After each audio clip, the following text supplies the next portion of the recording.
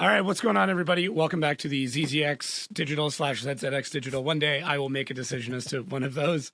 I am Jacob, as always, and we have Kyle on once again. As always, yeah. Yeah, as always. We have talked about getting some other people on, some other industry friends, specifically like automotive marketing people on. Yeah, and I think we should do that in the next couple of episodes, and then maybe branch out from there now that we have a little bit more of a structure to what we're doing here. And yeah, I'm wondering, like, do we still get them? Do we still do the same news cycle thing? I don't know. Let us know. Yeah. Let us know. Yeah, you exactly. guys decide. We'll do whatever people want to listen to.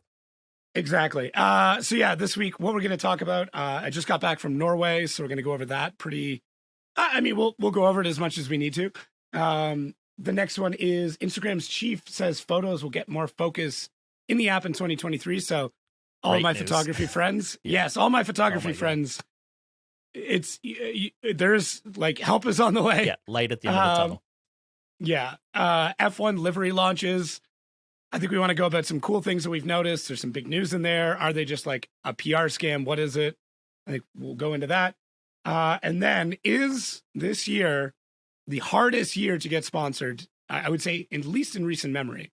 At least since I've been doing it. It appears that way.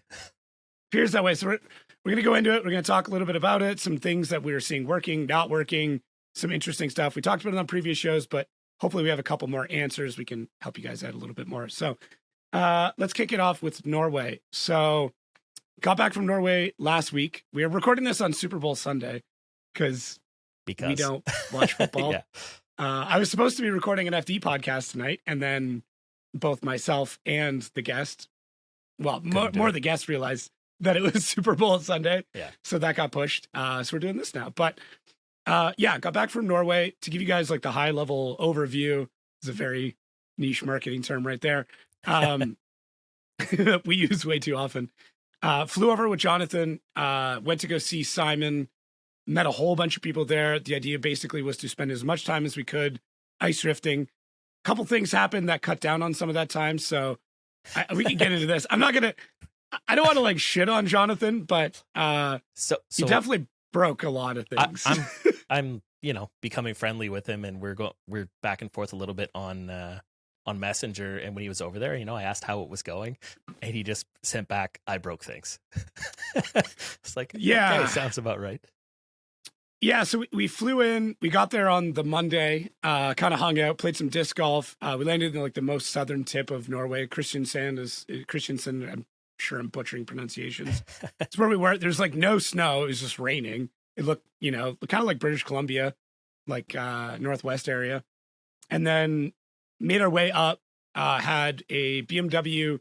It's like an E36, but they call it the compact. Right? So it's like yeah, it's like a 2-door hatch kind of thing. It's weird. And then Simon's got his Mark IV Supra. It's N8. Don't worry, all of you 2JZ purists. Like anyways. Not ruining a factory turbo car. Yeah, exactly. It's definitely, I wouldn't say it's ruined, but it's definitely beaten up. I saw pictures. Yeah. So we drove, 3-4 hours-ish to Northern. I can't remember the name of the ice track, but essentially it was rented out during the day by Porsche to take people who buy Porsches on a Porsche Experience. So we could only drive between 4 and I think 10 p.m., which wasn't that bad. Like it's actually, if you've ever done a track day where you're like the only people there, that's a lot of time. Seat time. Yeah. Like 4 hours on the track, even if there's only like 6 or 8 people, like that's a lot because one, you get tired, like physically tired, but yeah, you break stuff. Yeah. The longer you drive, the more stuff you break. Sorry. And for me, I get nauseous. Like that's the thing. As a passenger filming, I get nauseous really quick. Yeah, I think it has to do with like a lot of the time the camera's turned, so I'm moving this way and like kind of this way, like off, obviously drifting, and the lens is pointing towards the driver, so I'm seeing that go this. Like it just it definitely fucks with you. So I got over it pretty quick because I kind of forced my way through it. I might have yacked a little bit in the snowbank to just kind of, get that done. Get it out of your system, right? Hopefully near the beginning. Yeah. So it was good. It was, what was really interesting for me as somebody who I hadn't drifted at all last year. I have drifted on the ice before. These were like bigger than normal road studs. So if you live in a place where you have road studs, these were a little bit more aggressive, but they're not like full WRC studs. Yeah, probably somewhere in between, right? Yeah. So we were doing, I mean, 80 to 100K, 50, 60 miles an hour in a lot of places. Technical track, couple of big sweepers. I struggled a lot with like getting in deep, but the interesting thing was just seeing like Simon and Jonathan and then like comparing myself in the same piece of equipment. Yeah. And immediately understanding why they're professionals. Why professionals are professionals. Yeah. Oh my God. It's just like I did like actually take a minute to not get discouraged because I was immediately like, oh, like, why am I even here? Right. And they were great. They're like, they're both like, get in the car, like drive. I'm like, yeah, no, I'm here for you guys. Like I'm feeling like, no, get in the car. So that part was amazing. Like huge props to them for that. But yeah, so we got that night in and then literally, you know, you never say this, oh, we're just going to do one last lap. Right. Yeah. So it was Jonathan chasing one of Simon's buddies and he was in the Supra, his young kid, 17 years old. I highly recommend take a look. I'll throw like all of his Instagram stuff. His name's Evan or Yvonne. Seems like he can really drive. Dude, the kid can shred, man. It was incredible. Like he picked it up, never being on this track before. Like, I mean, he outdrove me first lap. That doesn't say much, but like he was keeping up, tandeming with Jonathan, not a problem. So it was crazy. So yeah, Jonathan was following behind and just weird transition into a corner and Jonathan throws it into a snowbank. I bet you doing probably 50 miles an hour and goes right into it. And normally there's like a little skid plate to kind of help the car because you want to ramp up onto the snowbank and not dig into it. And what we found out is that Simon had made it out of what was basically industrial tinfoil. Okay. So that's what the message I got was that it was very thin sheet metal and it did absolutely nothing but cause more damage. No, it was basically like, you know, that metal that goes around your muffler. Yeah. That's kind of what it felt like. So basically that, and then what ended up happening is it pushed the rad back in and then put the expansion tank into the belt. And then the belt cut a hole in the expansion tank. So Anders, another guy who crews for Simon's, a spotter, he was there as well with another BMW.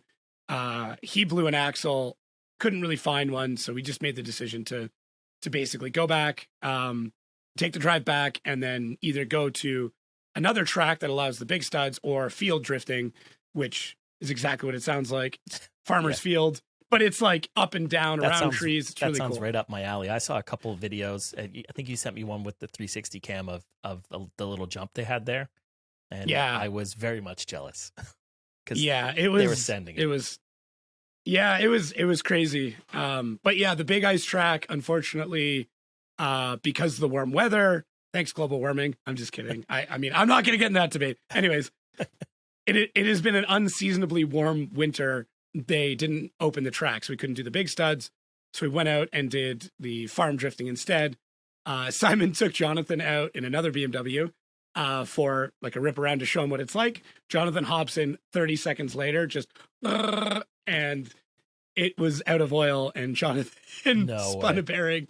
Yeah, like 30 seconds into driving, spun a bearing. I mean, usually those engines are pretty stout, but I guess we kept driving it, dude. Yeah. We drove it on a spun bearing for another at least hour. Because at that point, they're like, we're not going to rebuild. We'll just get another engine for $200. Exactly. Pop it in. So there was other cars. We drove a bunch, very similar. I realized I'm not that great. What was interesting though, is I was in probably the quickest car and then Jonathan was in one of the slower cars and I was leading and he just wanted to chase and just banged. And like, I mean, we're like banging doors, like we're smoking doors. And yeah, he just kept up the whole time. And he's like, no, it was great. Like you're unpredictable. You're not good. Like I'm not. So he's like, it was very difficult to chase, but it kept me on my toes. And I'm like, oh, cool. So, which is probably good practice for somebody like that, because it keeps you on your toes, where it's not just like, okay, you know, I'm sure you saw it a bunch, and I've seen in the footage with him and Simon where they'll get into a corner, they set and they're just sitting there. Oh, like perfect. Yeah. Whereas chasing somebody who's unpredictable, you know, you have to adapt quickly. You're constantly kicking the clutch and grabbing that handbrake, which is, yeah. But I mean, like at the higher levels of FD, it's great because, you know, it's it's not that the person in front of you is unpredictable. It's just that you have to be so close to them at all times. You're making all those micro adjustments. So, and what I've realized, like for me chasing, is I just don't have the speed. I just don't have the instinct as to when I need to grab Like a handbrake and when I mean? need to. Yeah. And then they were testing out other things like slowing in the chase with the handbrakes. So just like not clutch in handbraking, but like slowing the car down, like still on, I'm assuming like still on throttle, but like kind of just Controlling the bringing wheel the wheel with- speed down. Yeah. Yeah. So it was interesting. They were trying a bunch of different techniques. I mean, that's the time to was try really it, cool. right? It's very low risk. Yeah. So altogether, amazing trip. We did do some filming stuff there. We did some stuff with some sponsors there. I don't know. I guess we can talk about it. So ASD handbrake company that we started working with, they sponsor Simon already. So it worked out well. They shipped some handbrakes. We did some install stuff. We shot a bunch of stuff of their handbrakes in action. So it worked out well. And then there's another deal that we're working on for Simon, another European company. So we wanted to do some stuff to kind of show them what we're able to do just as we're in negotiations with them. So, and then just in general to have a fucking awesome time. Yeah, you were gone for what, about a week almost? Yeah, it was like a week and 2 days, just with the like basically 2 travel days. We almost had a full week of just driving, or just being in Norway, which was nice. Nice. So yeah, it was definitely a good time. Made a whole bunch of cool content on my own TikTok, and then we ended up basically resharing that. I was kind of testing some things about like what happens, creating content in TikTok, sharing to Instagram, different ways we can do that, and then allowed the guys to share to their own Instagrams by a couple of different like story taggings and then other placements. So it was good. I saw they were all pretty active on the stories and TikToks sharing back and forth. So that's how I knew what was going on for the most part, and then seeing the raw footage at the end of it. But it seems like it worked, right? Like it's so much easier when you're all tagging each other and sharing stuff. It's like super easy to get that information out there and hit all the demographics, right? Like expand both drivers' bases. Yeah, essentially what we ended up doing is I created a TikTok per day, and I shot everything out just on my phone and then edited in TikTok's own app. And then I would share that to my story, tag them, anybody else that's in it. And then they could also basically download from TikTok and then post it natively on there as it was ready to go. But it was watermarked with my thing. So it wasn't, so much about like getting me more followers or anything else. One, it was my discipline to make a TikTok per day. And then it was also kind of to see what that influence was like, to see, because my own personal TikTok does not have a lot of followers, to see if that translates to anybody going back. And it really didn't, to be honest with you. Like I saw no tangible lift. I did though, by sharing stories, see a pretty tangible lift in Norwegian followers on my own personal Instagram account that I was sharing them from. So it seems to be just from going over the data and stuff that we've had with working with Simon that stories do very well with his fan base in Norway. I don't know if it's not that it doesn't do well here, but it doesn't do as well here. I think what's interesting, especially over in Europe on that, is that they are very like Snapchat centric. Everybody uses Snapchat. And for me, it's not something I use. It's not something we market a lot in, if anything at all. Something we're aware of, but like its follower base kind of just went flat like 3 or 4 years ago and hasn't really changed. Yeah. So it seems to be the people that are using it heavily, but then it hasn't really done much outside of that. So yeah, it was just interesting. So I know some of the stuff got shared back to Snapchat, which was probably somehow, at least logo branded with my own TikTok and stuff. But yeah, it was definitely a cool experiment to see how information from, if we provide it from one source, where it goes and what the repercussions of that are, and how it goes back and forth. So, and in this instance, it made it easy for those guys, the drivers who are busy working on the cars and stuff, to share content that they're involved in, and they don't have time to sit and edit or whatever. So yeah, it's watermarked with your logo, but it's still all their content with them in it as well. So it was like, when I saw it, I was like, this is way easier than Jonathan or Simon having to sit down and go through the editing process. You're much quicker at that. I mean, obviously.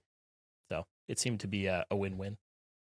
Yeah, it was good. I mean, there's some things, obviously we shot regular footage, not just cell phone footage that we're then going to cut and use for other things. But for something just like quick and dirty, just to get it out there that this is what's happening. Here is up to date what we're doing, good, bad, ugly. Yeah, I think it was the most efficient way to get that information out there with the best cross-pollination. It wasn't perfect. Maybe I should have cut it in Reels and then ported it over to TikTok after. I don't know. But maybe we try that next time. Yeah, I think we try that next time. So, but that may not be as much of a problem. You beat me to it. It's all good. It's all good.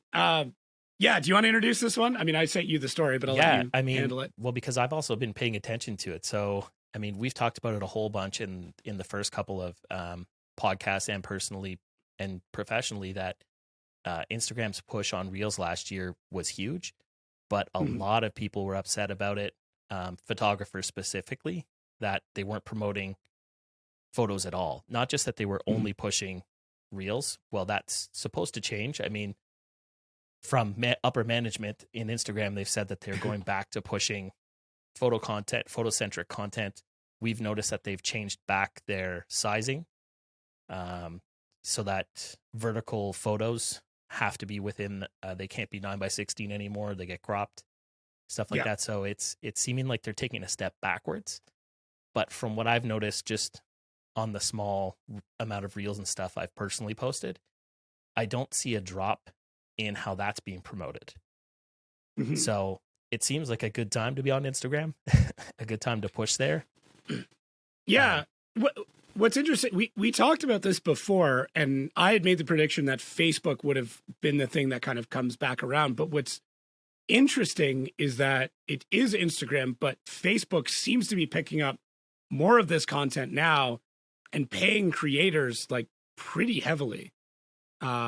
I believe one of the people in our Discord was talking about it, just talking about the amount of money he was making just on Facebook Reels or whatever you want to call it. Yeah, like I don't know if he did the reel on Instagram and shared it through Facebook, but essentially he was saying the returns he was getting through Facebook were insane for what it is compared to, he has a YouTube channel as well, and just seeing that the money come back, he said, was crazy through Facebook, which is interesting to note. Yeah, I mean, we've got Jonathan. I'm not going to talk about the numbers. We've got Jonathan signed up for it, and I mean, it's not a life altering amount of money, but it's also not like an it's a chunk. Like it's a noticeable amount of money in your bank account every month. Like where you're like, oh shit, I can, do something extra now. Extra money is extra money, right? Yeah, Especially, exactly. If you're into racing, right? If that's entry fee to an event a month, if that's gas, like you just tank of paid fuel, for something. Yeah.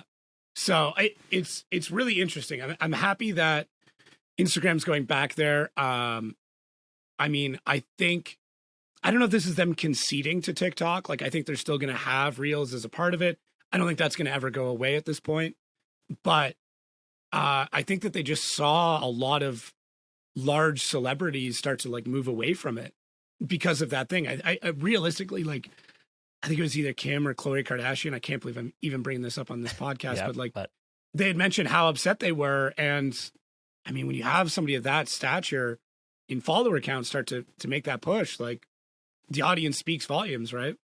And that's where I think they realized, while trying to chase this goal of TikTok, where TikTok has such a stronghold in, and not to mention YouTube Shorts is also fighting in that space now too. So you're all fighting for the same thing, that they were actually just losing followers and losing, like you said, these big influencers and stuff from wanting to post because their pictures weren't doing anything, and they're going, well, if my pictures aren't doing anything and I'm not a video creator, I'm going to find a different way to go about this. Yeah. And I mean, I think we saw a lot of it move into Twitter space until, I mean, Elon kind of until Twitter imploded that whole thing up. Yeah. I mean, I do think that there's a lot there. There's a couple other apps that have come up that have, I wouldn't even say put a dent, but gave people an option and at least enough of a threat. Yeah. That like, everybody over at Meta went, oh shit. Okay. Yeah. Instead of taking away Yeah. from competition, we've just created 3 more competitors. Yeah, exactly. Right? And I mean, and realistically, like, if I was Zuckerberg, I'd be looking at that going like, shit, like now I have to buy these companies. Like that, now I have to buy these companies because that's probably what'll end up happening. Right. So yeah, not a great move on their part, but I mean, I get it. They kind of tried to go with the times, but the problem is it's like when you have like an older brother or, I mean, even me, like I'm not gonna be able to keep up with like what's trending with my kids. And if I try, I'm always going to look like I'm behind. And I think that's what we saw. Yeah. And like I said, there is something to be said in the fact that they actually sat down, looked at the numbers and said, hey, we're going to take a step back, told everybody they're taking a step back, like kind of owned, we made a mistake. We're going to do this. Yeah. We're sorry. We're going back to the stuff that you guys all like. We're going back to 4x5. We're going back to photocentric. We're still going to do reels. So you didn't waste your time. But we're not going to penalize you for doing what this application was created for, right? It was created for pictures, for photographers to share their photos. So taking that away just really, really was a bad move. And at least now it's going the right way. I mean, valiant effort trying to take on TikTok. I mean, it's tough this is no surprise to anybody that you're basically directly funded by one of the world's largest economies. So that's going to be tough. Although, I mean, Facebook itself probably has, a higher net value than a lot of countries in the world. Probably. But still, yeah. So I mean, I don't think it's over yet. I think maybe we see Instagram find a different way to split it off where like you can split feeds or something like that. I could see that becoming a thing. We've even seen hints of that with like YouTube. Yeah. The YouTube app itself, like you can go see videos if you're on your phone, right? It's still for web browsing. And I'm somebody who watches YouTube mostly on web. Like it's a little frustrating when I'm trying to look for a video and I just see the fucking vertical slat short thumbnails. And I'm like, I want to watch, VFX artists react. I don't want to have to like go through and search through a bunch of shorts. But from the sounds of it, from other publications and stuff that I watched, that's what YouTube has reached out to their creators to say, we are separating it. We're going to make it more specific so that you don't get lost, because I think that's the hardest part. And I think that might have been what, TikTok does TikTok. That's it. And Instagram had, between the stories, reels, and regular posting, you're trying to mesh everything together. So I think YouTube is trying to, instead of having all 3, because they're also supposed to be working on a podcast platform as well, that they're going to separate them all out into separate feeds. So you're not just, when you click on somebody's account, you're not just inundated with, like, if you go onto my YouTube, I haven't posted long form content in a while, but I've got like 30 shorts on there. Well, if you actually wanted to watch something, you got to scroll through all of the stuff that I post because it's 30 seconds long to get to any long form content, right? What was interesting, I saw this the other day. I saw a horizontal video on TikTok and there was a little button in the bottom right that said like fit screen or something along those lines. And it actually rotated it and put it horizontal. So I'm wondering with new character limits being longer, with the actual record time being longer, and now with this new feature, and admittedly, I completely forgot about it until right now, so I should probably dig into this a little more. Like, are they going to go after YouTube that hard? Like, will we start to see that? Because, like, admittedly, there's a video I'm going to be filming for Piston Head probably in 2 weeks, and I'm sitting there going like, where do I post it? Like, why don't I just, if they're going to allow me to do it, it's probably going to be 14 to 18 minutes long. Like, should I just post on TikTok as a long form video as well? And like maybe make some clips out of it or something, but like, why not? Right? Like if it allows me to, because we used to do it with like IGTV. There's a throwback for you. We used to post them there too. And on Facebook. And I remember having the conversation with the other 2 guys at Piston Head and them being like, well, YouTube's what makes us money. And I'm like, yeah, but it's not that much. Yeah. So like, why not just post it everywhere? A month, then whatever. But yeah. And we kind of came to the conclusion, like, you know, it just posted everywhere. We just need exposure. Like, the money's not the issue. It's the exposure that's the issue at this point. Yeah. So, yeah, I mean, if they do it, if they allow for it, I'll do it. I'll post I might even just go back and upload our whole back catalog. Fuck it. At the end of the day, for us, we're in that unique position where we could take personal accounts for testing anyways. Oh, I know. Right? So it's kind of a, why not? There's nothing to It's lose. a blessing and a curse. Because, like, you and I have multiple projects of things and channels and stuff. Like, me personally, I've got like 4. And like other ones, I emailed you about one. About to be one more, right? That one I can't talk about. In secret. Ever. Yeah, super secret project that'll never get released to the public. But yeah, that one, like, that's the thing. I don't know. Ideas aren't the problem. No, ideas are not the problem. It's time. I wish, honestly, that like if YouTube didn't have the algorithm of like, you need to make one niche set of things all the time, that like you could just create whatever you wanted, however you wanted to do it, about any topic, about any subject, at any run length and any visual format, and just people, it fed I don't know. Equally. That would be like my dream. That would be my dream. Equal opportunity in the algorithm for your content, where it doesn't have to follow 10 minutes long exactly, or it doesn't have to be this niche market to get promoted in this area, where it's just kind of more even. But then again, dude, money, right? I know. We're marketers. We know. But like, I would probably create more content if that was the case. But I'm always how many conversations have we had of like, hey, where should this live? Yeah, it's like what channel should this go on? Yeah. No, it's 100% true, and like I struggle with it personally. It's like, well, do you separate stuff? Do you keep your racing stuff in with your personal stuff? If you're a professional racer, don't like have a separate account, by the way.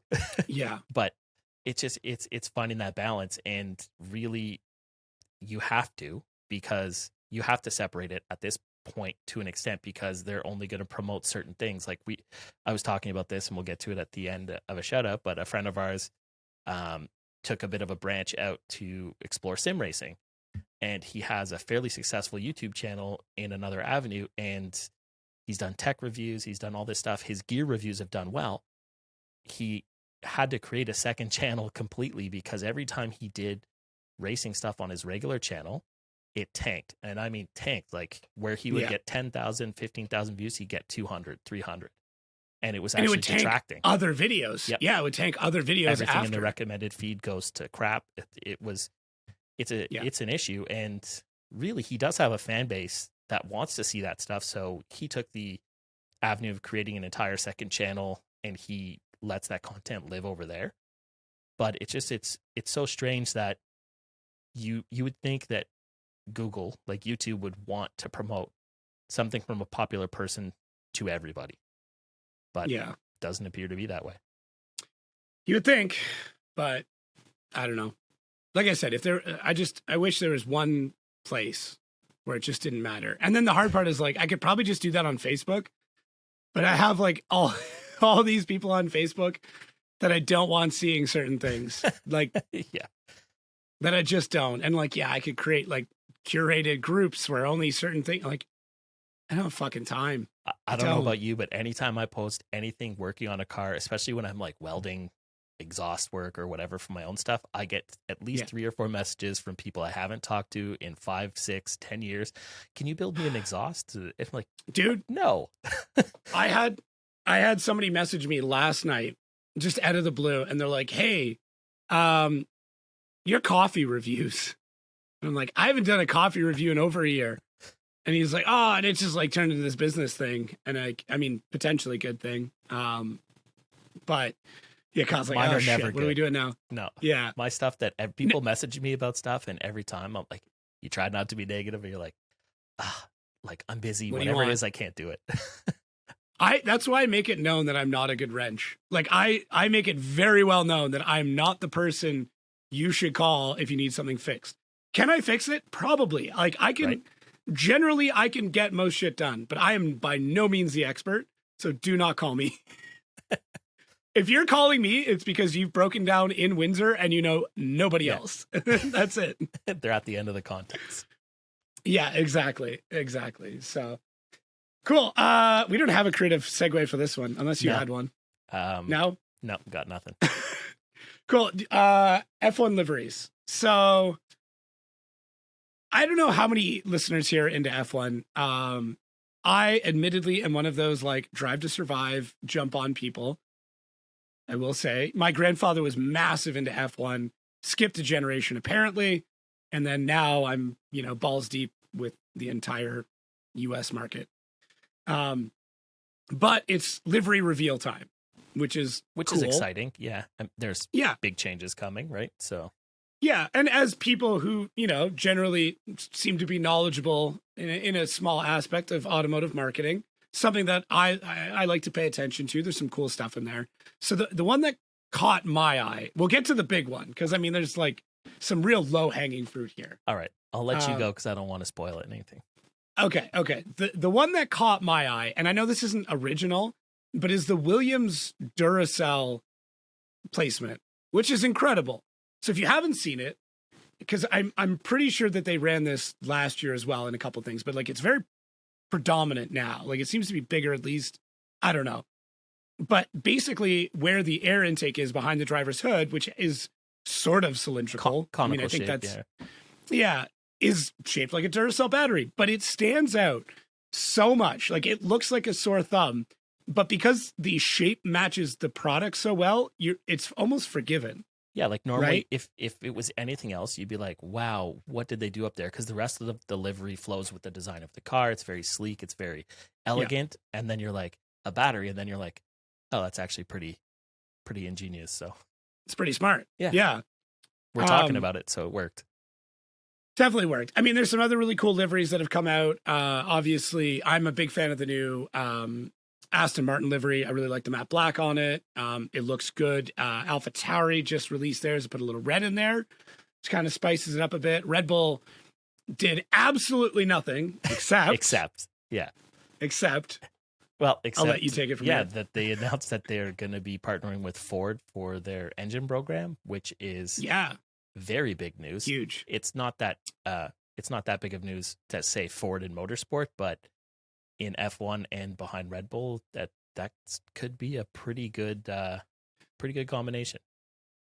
Yeah, and all the details haven't been released, and I know there's a bunch of F1 nerds that are listening. They're like, it's this, it's like you probably know is completely in depth as to all the details, but I don't. I have heard that it may just be like an in-name kind of thing, like they're not actually going to be doing a lot. It's very similar to what's going on, right now with like Aston Martin, with Alfa Romeo, like it's like a in-name, not official doing work. Yeah, it's not the same guy that built the Ford Fusion that's building the engine here. Right.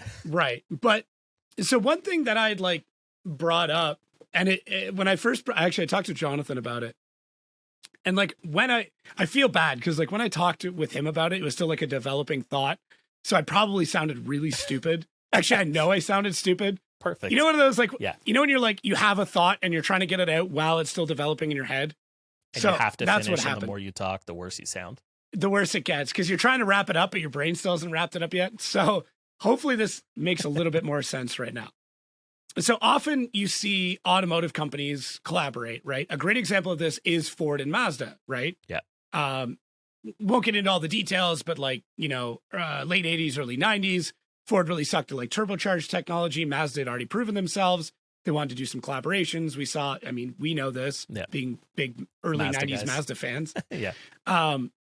So my thought, and this kind of got turned on its head recently, but I'm going to continue anyways, is Honda obviously was the engine supplier for Red Bull. They basically kind of gave them the technology and said, here's a great platform. You can build your own engine program like off of it. So it is now Red Bull engines. And essentially Honda kind of gave them everything they needed to launch all of that. And from my understanding, there's still some support there as well. But what I'm wondering is if Ford like kind of comes in and like, obviously it's a new engine, but like, could this set up some sort of Honda Ford relationship?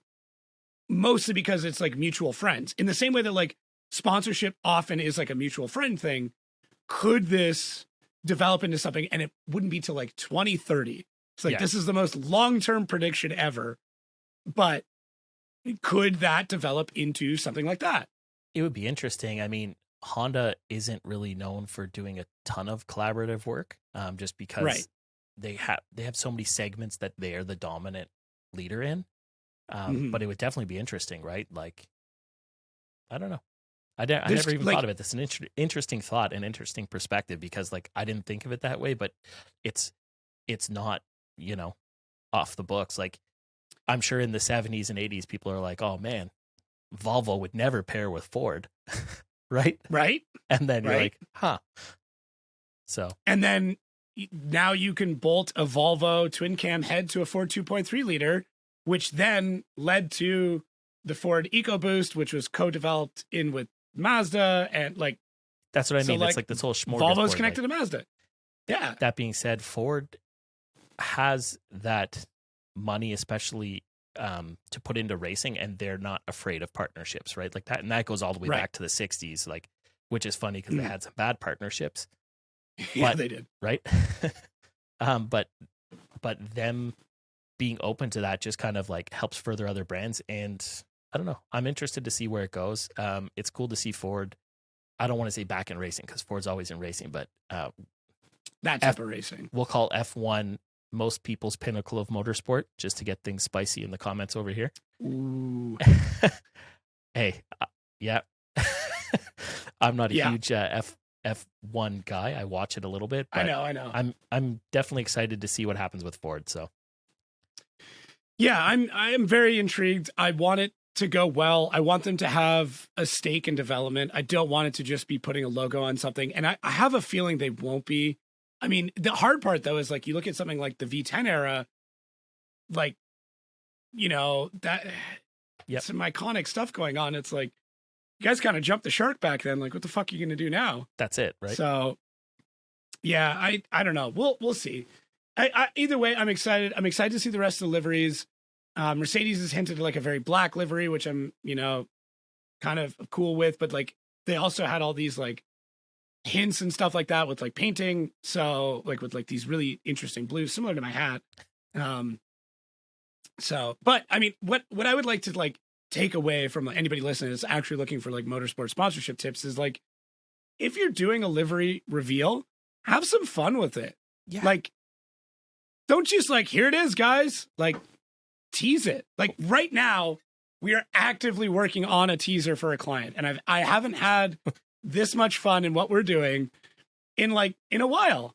Yeah. Like I'm excited about it, because it's not a you can't lose situation, but it's like, it's where you can have fun, be creative, and just spice it up, because the rest of the time you have to be so professional. Like I know Red Bull had their party for their livery reveal. It was cool. They had the Mach E, like they showed the F1 drivers driving that, which crazy. Has an ASD handbrake in it. Yep. Little inception there for you, which is why it's on our radar so much. But exactly. No, it's definitely cool. And like you said, with people working on sponsorships, when you're doing your livery reveal, have fun, pass it by the sponsors.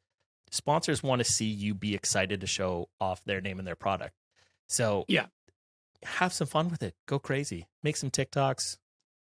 Yeah. Just like hint stuff, sneak stuff, reveal stuff, leak stuff, whatever. Like do something fun. Like just like fuck. We're all about Easter eggs. That's our thing, right? So I love Easter eggs. Oh my God, I love Easter eggs and everything. It's just it's somebody's ability to be sneakily creative, and there's like no, I don't know. I think it just like goes back to like when I was a kid. Like I loved finding Easter eggs in video games. I love finding Easter eggs in general, like on the ground, in the grass, shit like that. Yeah.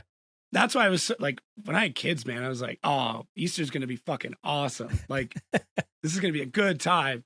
So, yeah, it's just have fun. I don't know. I don't know where else to go from here.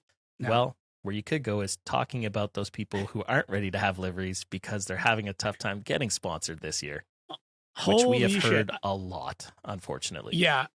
So this week that I got back from Norway was like, I put aside a lot of time to close deals. Like I was on the horn. I was making calls, emails, everything like that. It was very much, but I was also calling like other racing friends and asking like, "Hey, how's your year going?" And man, like across the board, it is a tough year. It seems very, very late. The deals that are getting made are tentative and then being put off, and a lot of last minute stuff. There's still deals to be had. It's not that the sponsorships aren't there. It's just for whatever reason, people are holding on to those dollars until the last minute and tentative to sign contracts. And we're not just talking about grassroots guys everywhere. This goes all the way up the line. Like you said, with big companies and big series, even big events, they're having trouble with not necessarily closing the deal, but like just, I guess it is, closing the deal, finalizing it, getting it all like sorted out. And it's, since I've been paying attention to it, I've never seen anything like this. Normally by January, February is when you're announcing stuff. But yeah. Well, even just, whatever racing series you're into, like right now, go look and like compare this time last year and what announcements were happening. And then just look at how quiet everything has been. Like it's really quiet. An interesting one to shamelessly plug our own Discord, because we were talking about this. I think Joseph brought up just how tough it's been on him. He had all these great, conversations at PRI, and then it came down to close deals and people started ghosting them. And then another guy jumped in talking about motorcycles, which is not something that we're into. Nothing against it. I think no, just admittedly, we don't have psychos. We don't have the knowledge of the scene, right? Yeah, and he was saying that motorcycle, I should probably pull it up before I quote him, but like essentially that motorcycle racing was a different system than what you would normally see in racing, where people kind of just got brought onto teams and the teams were mostly self-supported. And you just kind of like, if you did well, you got brought onto a team and that's how it worked. And now it is moving into like riders having to bring their sponsors to the teams just to get a ride, like they're having to pay more for their seats or pay for their seats in general. So, which I did not realize that this was such a changing of the guard or such a shift in the industry there, but it shows. Like it seems so strange because when you look at how easy it is, when you look at how easy it is for people to share content right now, for drivers to share content, you would think the sponsorship side would get slightly easier because it's easier to prove your reach. It's easier to prove how hard you're working and how loyal your fan base is. It's easier to get those metrics out because we've sent out pitch decks with metrics that are double last year, and sponsors are like, I don't know, and you're like, we're asking for what you gave us last year, and we're showing you we've done better. Like, I don't understand what the issue is.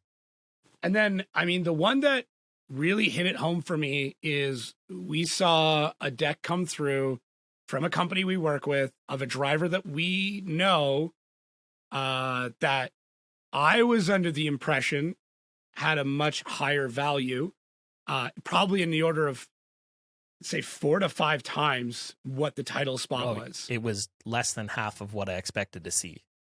Yeah. And like this is somebody I went like, oh, okay. Like this shouldn't be an issue. Like, why is this even coming across? Like, I figured maybe, just they wanted a product thing or they were upgrading something. I'm trying to be very vague on purpose here. Yeah. But they did better last year.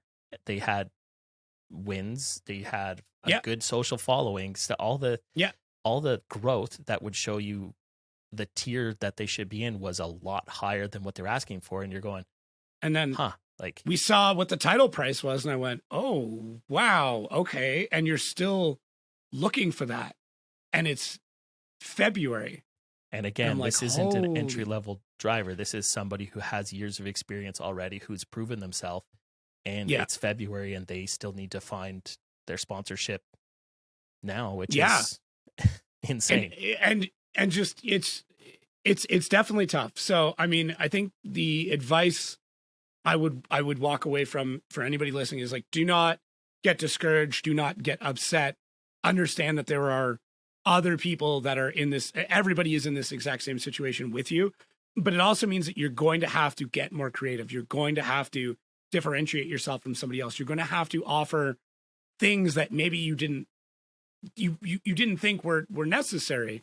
And I think that, like we touched on a little bit with our livery reveal spiel is you just need to be creative to stand out, because you know, there are so many pitch decks coming through. So many people at lower tiers of motorsport are asking for more money based on following and stuff. So you're not having to compete with that. But it's just, like I said, you have to be creative and find a way to get in there, do something that everybody else is not doing. Yeah. Because I think the biggest thing that I've seen, and this was in a recent negotiation, was just the amount of content that they wanted. Like it was kind of shocking where I'm like, really? Like, this is what you need by the end of the year? I'm like, that's a lot. Like, and we are even for me, that was a lot. Distribute content. Yeah. So I guess my suggestion for you right now, honestly, and this goes back to like an old TikTok, and this is something I've talked about before, is find somebody local to you that is a content creator of some kind, hopefully in motorsports. Pay them to follow you around in whatever way that you guys both deem fair. I'm not going to tell you what they should be paid. I will tell you right now what I got paid when I first started this, which was actually nothing. I just had my expenses covered, which for me at the time, loved it. And if I didn't do that, I wouldn't be where I am now. So take that how you want, but find somebody who is creative, who creates content in a unique way that you can bring with you racing to produce content for sponsors. That is going to be more pinnacle this year than any other year, because now if you have all these people more or less who don't get sponsorships this year, one of two things is going to happen with them. They're going to drop out of racing, or they're going to fight harder than they ever have in their entire life for that attention and that sponsorship going into next year. And they have more drive than you do, because you have something they want. And they're going to have to recoup the money that they've had to put out this year if they have it. Yeah. So either, I mean, this is it. Like, this is your wake up call that if you don't have a content plan set up, if you don't have a photographer or videographer arranged, this is it. This is your call. Get that going today. Like, you need to figure that out. So people are out there. Scroll TikTok, search local hashtag, like hashtags that have to do with stuff local. Find somebody where you're like, hey man, like, I really dig what you're doing. Like, this is super neat. I like your take on it. How would you feel about coming to the races with me a couple of weekends a year? You will be surprised at how many people are like, would like the challenge. All the creators would be like, yeah, man, that'd be cool. I'd love to see how it goes in the pits. I'm always in the stands. Perfect. Yeah. Get a vest, meet me at the track these weekends, boom, boom, boom. And like I said, you might not have to pay anything for it or minimal, and you get the content. And that's where we say, like, have fun with it. You can collaborate with this person about making fun TikToks. And don't just give, I think the other thing too is don't just give raw, useless content to your sponsors or the people you're trying to get sponsorship from. They want to be hyped too. They don't want to sit there and go, what can we do with this? To an extent, right? Unless they have a full marketing team, but they're going to go, hey, they want to be excited about you too. Make a hype reel. Send that with your pitch deck. Yeah. You know, take the time to show them that you care enough about yourself and your brand for them to invest in you and your brand. Yeah, I think that's a good point, especially on the content side of things. I mean, we last year cut basically every piece of usable footage into horizontal and vertical for the sponsors to use in a tiered fashion based on their sponsorship level. And then also had video packages available. And we'd always in our post-event email say, if you would like this content branded, please reach out and let us know. And some couple sponsors took us up on it. Most of them didn't. I mean, they're lost because it was basically free video editing services that they passed on. But yeah, and I mean, even taking that, like going into this year, I'm looking at this going like, okay, we need to create more content specific to those sponsors. Like, that's our area for improvement for the drivers we work with going into next year is like, we're going to create content specific for those sponsors. We did it for a few on our own accord. And then some were them reaching out to us being like, hey, I need this thing. And it's like, yeah, that's fine. So, but that's what you have to do, because guess what? The guy who's just coming into the series or the guy who's 2 tiers down is doing that. Yeah. That's what he's doing. Yeah. And that's how come he's getting the money. That's how come micro influencers, or however you want to put it, are getting their foot in the doors because they're sending videos and they're making videos that are getting traction, and they're showing off products in a more creative way than just on the side of your race car. So make it more than just the side of your race car or your helmet or whatever it is. Yeah, logo should be a given. Logo should always be a given. It's everything else that makes up the sponsorship proposal. So yeah, don't ever think that like, oh, they've got a logo on the car, that's fine. No, that's the worst mentality to have. Because you won't have it on there next year. No, exactly. And you're gonna have a pissed off sponsor. Like, yeah, it's like I said, it's tough. You're gonna have to get scrappy. You're gonna have to get creative. I mean, find influences in other places. I often look at places like food, believe it or not, gambling. Like gambling is the most restrictive marketing sector that makes the most amount of money. Gambling makes more money than sports, like all of them, all the sports. Yeah. So if you look at like how gambling markets and like how creative they get and careful they get. Yeah. I saw one the other day, which was super funny. And it was Wayne Gretzky talking about like Vegas in Canada, essentially, like gambling on sports in Canada, which is funny because he got into a bunch of shit for gambling on hockey games. That's a gambling company going like, hey, if he's cool talking about it and everybody knows that he did this thing, like he's a great representative for what we do. Because it's like it's funny, it's topical. Well, it's not topical, but it's nostalgic, I should say.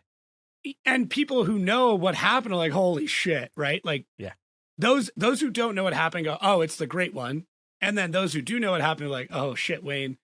And then for everybody else, it's just some old dude. Yeah. You know, some other guy hawking products, but yeah, exactly. So, but yeah, go look at other industries. Go look at other, like, don't even look at motorsports. Look at like what horseback riders do for sponsorship stuff, right?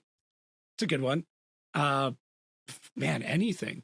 Yeah. Like, just look around. There's money out there. Yeah. So, speaking of money out there, okay. I don't know how we do this. So, admittedly, we did not get an email submission for the channel, so we're picking one. Which means get in there. So email us. It's what? podcast@zzx.digital. Yep, I believe so. Yeah. No, that's definitely that's it. So if you have a YouTube channel, submit it, send us links so we can go watch them. We can kind of pre-vet it, but free shout out. This is it.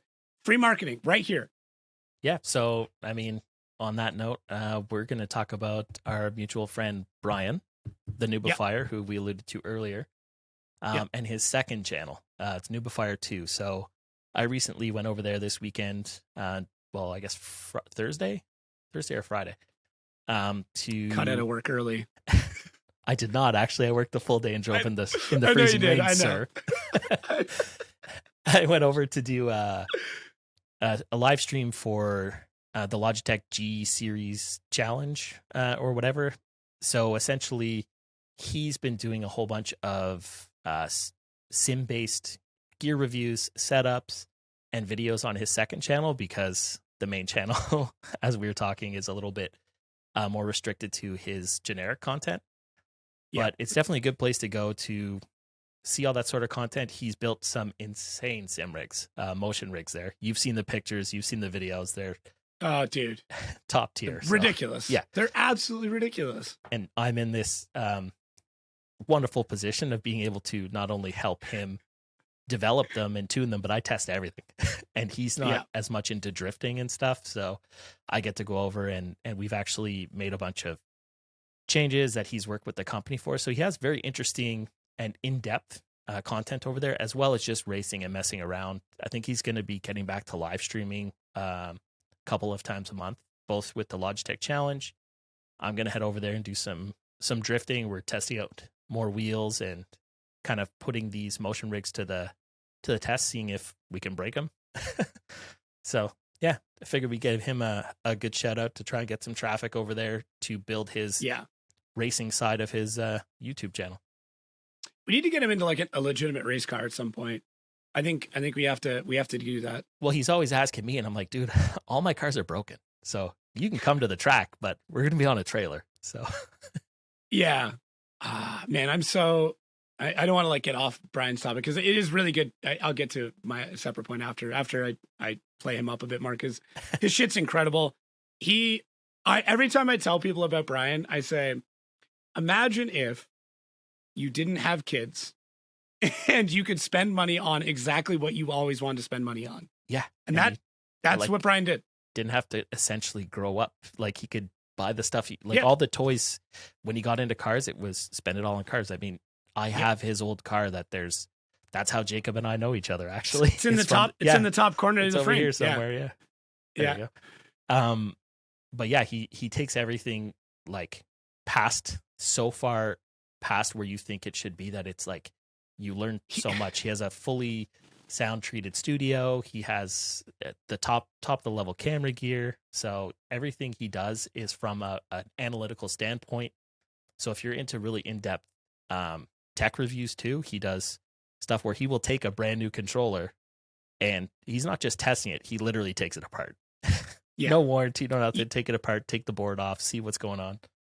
He is the ultimate of like buy once, cry once. Like he does not buy something unless it makes the most amount of sense to a point where it's like, it doesn't make sense anymore. Where I'm like, the details you're fighting over are so minute that it makes you've wasted more time than the difference it's going to make in your life.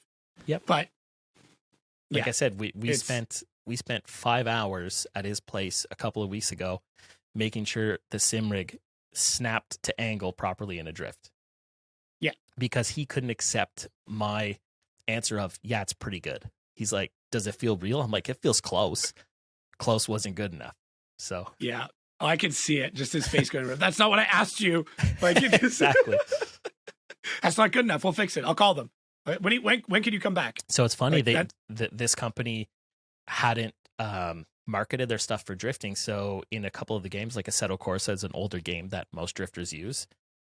It couldn't replicate tire slip properly. It just kept jittering. So like we got in contact with them.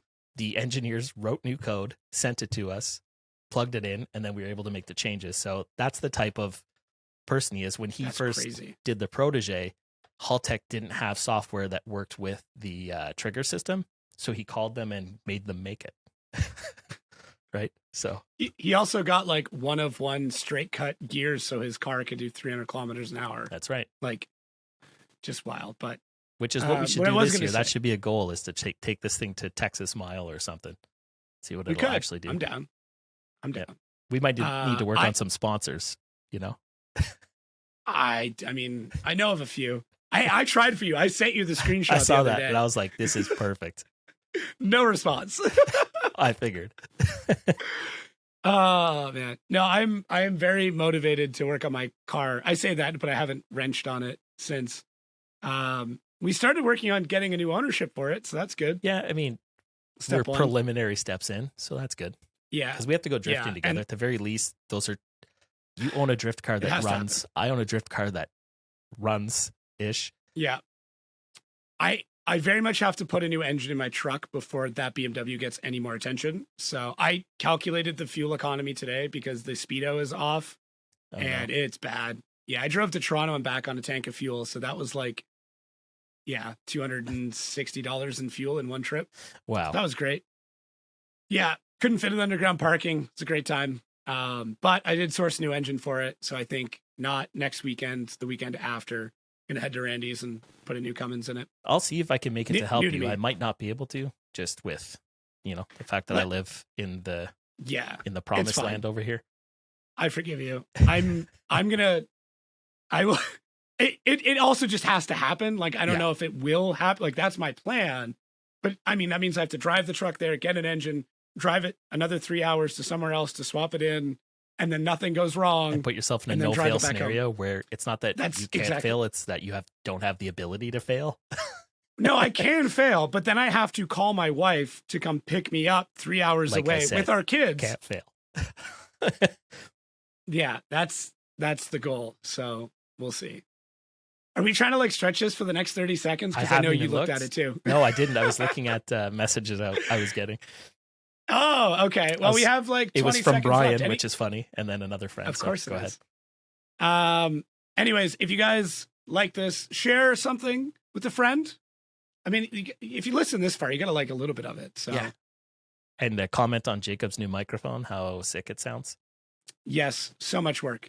So much work. So gravelly. All right, I'll see you guys next week. All right, bye.